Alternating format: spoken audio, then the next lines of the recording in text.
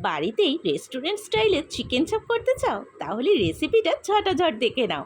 মাংসগুলো আমি ভালোভাবে ধুয়ে পরিষ্কার করে রেখেছিলাম। আর মাংসগুলো কিন্তু খুব বড় পিস করিনি, মিডিয়াম সাইজ করেছিলাম। এবার একটা মিক্সি নিয়ে তাতে একে একে দিয়ে দিচ্ছি পোস্ত, কাজু বাদাম, চারমগজ, এগুলো একসাথে পেস্ট করে নিয়েছিলাম। তারপরে আদা, রসুন, পেঁয়াজ, কাঁচা লঙ্কা এইগুলো একসাথে দিয়ে পেস্ট করে নিয়েছি।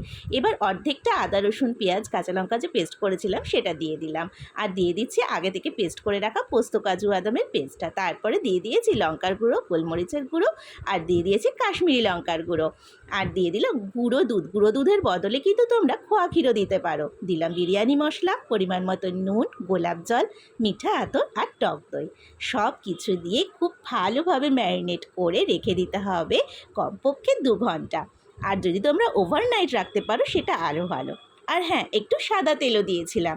সব কিছু দিয়ে ম্যারিনেট করে আমি 4 ঘন্টা মতো রেখেছিলাম। আর কিচ্ছু ঝামেলা নেই। এবার কড়াইতে তেল দিয়ে, তেল গরম হলে দিয়ে দাও একটু ঘি। তারপর ম্যারিনেট করা মাংসগুলো দিয়ে নাড়তে থাকো। দেখো প্রচুর জল উঠবে, এই জলেই কিন্তু চিকেন পুরো সিদ্ধ হয়ে যাবে। নামানোর আগে পরিমাণ মতো নুন আর মিষ্টি দিতে হবে। আর হ্যাঁ, গরম মশলা দিতেও ভুলো না। যা দারুণ গন্ধ আসছে না চিকেন চাপে। দেখো আমার কিন্তু চিকেন চাপ একদম রেডি। তোমাদের রেসিপিটা কেমন লাগলো অবশ্যই জানিও। আর ভালো লাগলে একটা লাইক, কমেন্ট আর শেয়ার করে দিও।